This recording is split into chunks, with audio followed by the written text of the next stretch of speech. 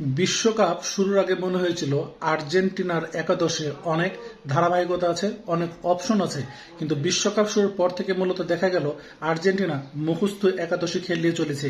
নিকো পাজ, Julian Simeone বা Barco এরা কিন্তু কেউই ভালো মতো চান্স পাচ্ছেন না। আর্জেন্টাইন বেস্ট একাদশে বা টিম কমফোর্টের জন্যই হয়তো তারা চান্সটি পাচ্ছে না। তবে এবং আর্জেন্টিনা উইংয়ে যে বাজে অবস্থা, এক ডিমারিয়ার কথা প্রত্যেকটি ধাপে ধাপে মনে পড়ছে বন্ধুরা। এই সুইজারল্যান্ডের সাথে এবার খেলা, এই সুইজারল্যান্ডের সাথে কিন্তু সেই ডিমারিয়াই রক্ষা করেছিল 2014 সালে। যারা দেখবেন তারা কিন্তু বিষয়টি জানেন।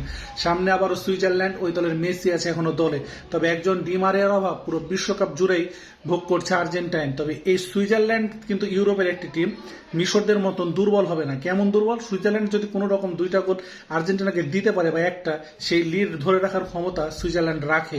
তাই আর্জেন্টিনাকে সাবধান থাকা লাগবে, এটি বলাই চলে।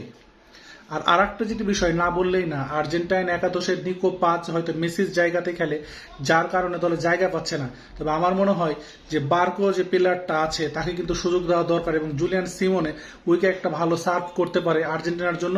সে কিন্তু অ্যাথলেটিকো মাদ্রিদে ওপেন প্লেতে খুব ভালো ফুটবল খেলে, এবং তার দৌড় বা টার্নিং পয়েন্টও সে আবার কুইক ট্রানজিকশনও দিতে পারে, সেটি কিন্তু দলের জন্য উপকার হবে বন্ধুরা। তবে আমি জানি না স্কলনি কি একাদশ দিবে সুইজারল্যান্ডের সাথে।